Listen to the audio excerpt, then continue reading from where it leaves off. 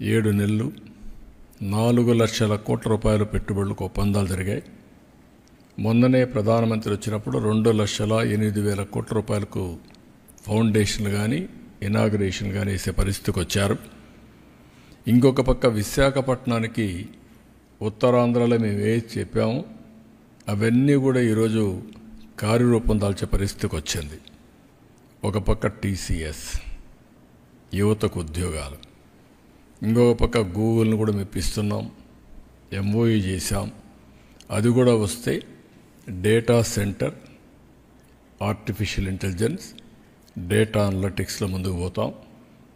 ఇక్కడి నుంచి సింగపూర్కి కూడా ఏదైతే సీ కేబుల్ వేసి, ఇన్లాండ్ కేబుల్ ఒకటి సీ కేబుల్ వేసి అక్కడి నుంచి కనెక్ట్ చేసే పరిస్థితికి వస్తుంది. It is a great achievement అవుతుంది.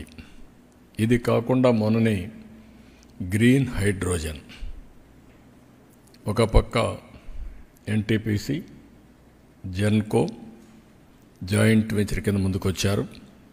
1,80,000 కోట్లు ఖర్చు పెట్టే పరిస్థితికి వస్తుంది. ఇది కాకుండా ఇంకొక పక్కన మీరు చూస్తే ఏదైతే నిన్న మొన్న గట్టిగా చెప్పి ఇది చేశాం,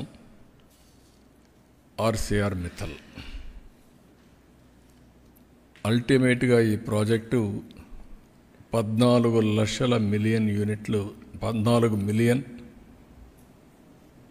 మెట్రిక్ టన్స్ స్టీల్ ప్లాంట్ ఇది.